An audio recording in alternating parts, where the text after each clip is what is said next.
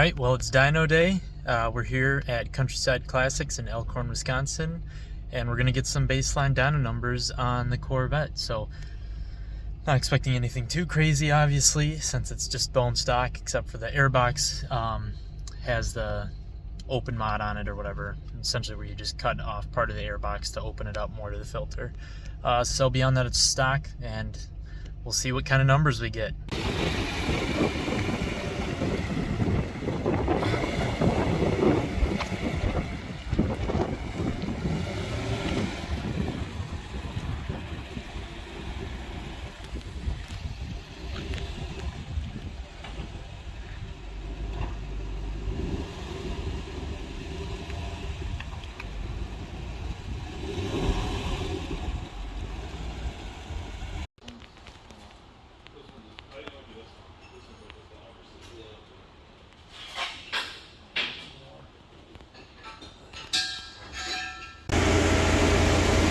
Alright, just getting it set up.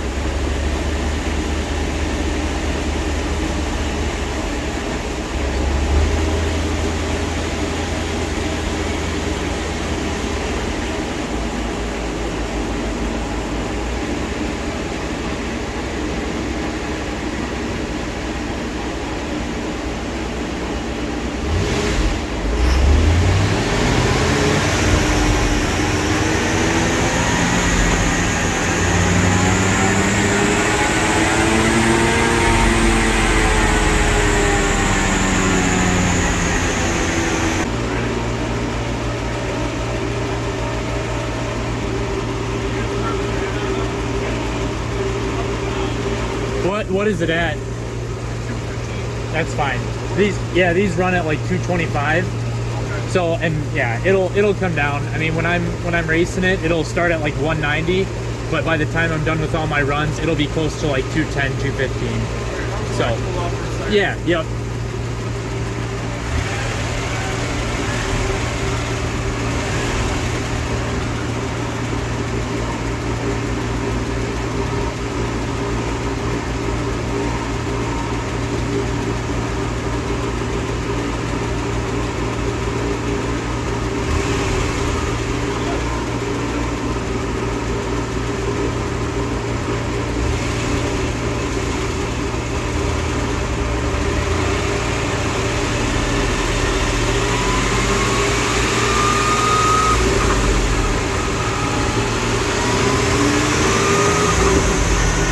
Number one.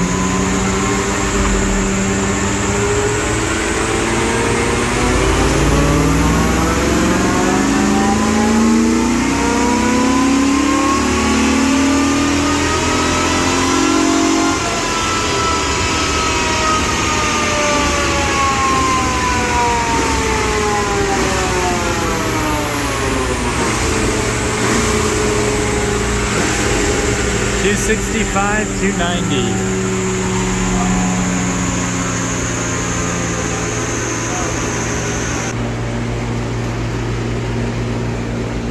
When I'm autocrossing, I'll turn the AC on in between runs just because it automatically turns on the fans. I mean, it was 230 after that run. Okay. Then it's down to 220 already. I just wanted to cool off. Yeah, yep. Maybe what, 270? Is that how much?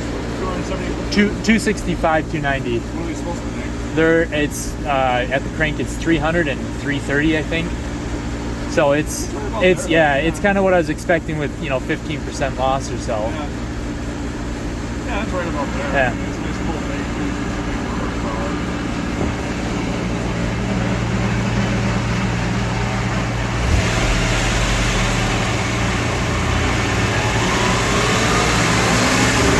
Run number 2.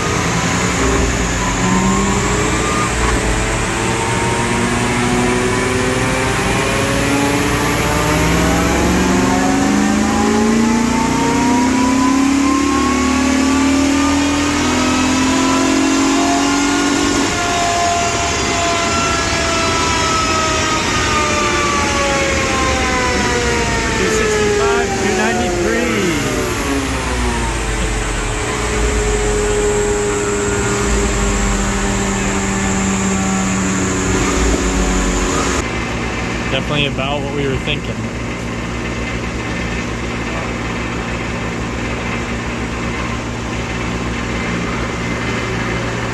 Just a fan.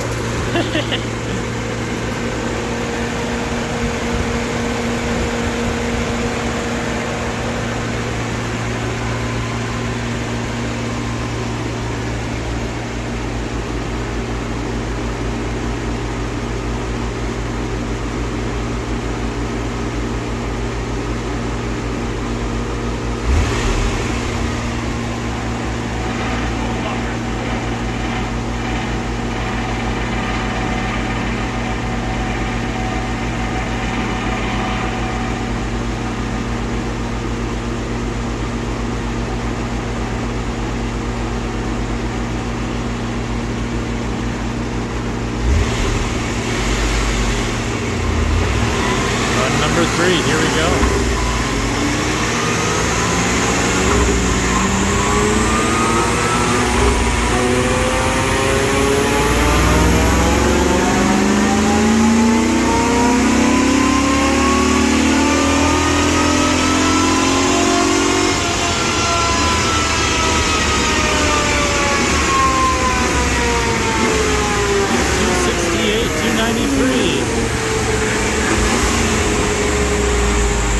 Awesome.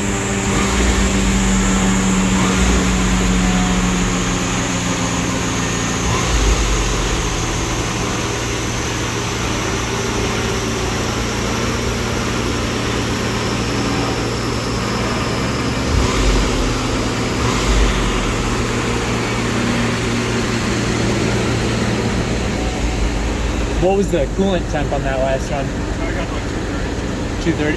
230? Where did you start at?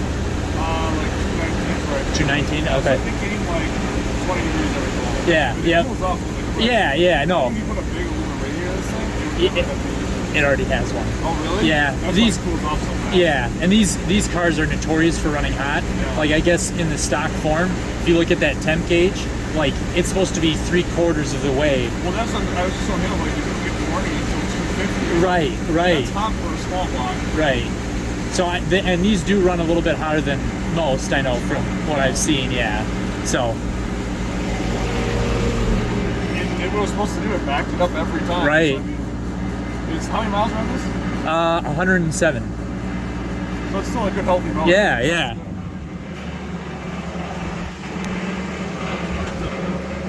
I told my buddies if it made, 250 or less, I was gonna just sell the goddamn thing. I wasn't gonna do anything with it. People come in and you're like, oh, it only made that much? Yeah. It's a tired old small block. Right.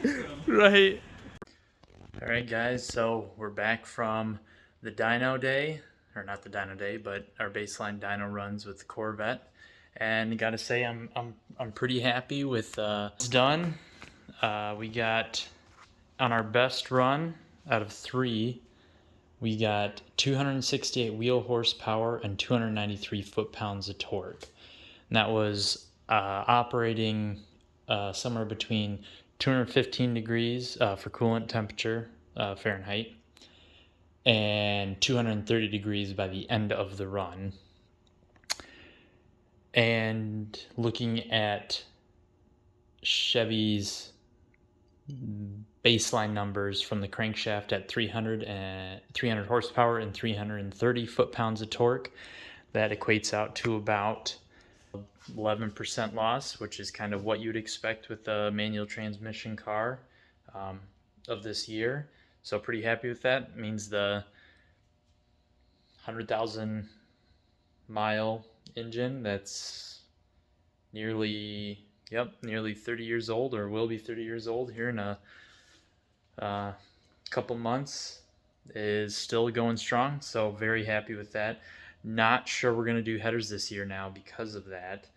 May just stick to getting a little bit better tune, more aggressive tune with a little bit more timing to get a little bit more power out of it. That's why we did the baseline. We kind of wanted to set obviously our starting parameters before we go into really modifying anything on the engine. And we're not going to do anything big with the engine because I want to stick kind of with STU, SCCA class ruling for this, largely to keep my budget down on the car for now at least. So headers were kind of in the running, but I think I might focus on coilovers for this next go around. So that's the update on the Corvette after our baseline dyno run. Other big announcement is the Troll Patrol. We are going to try and grow a little bit more, and do that we need to have money coming in. So we've branched out into making, I guess you could say, comedy, autocross, track day, car apparel, and other equipment, I guess you could say. So as you can see right now, I'm wearing my How to Take an Optional Autocross.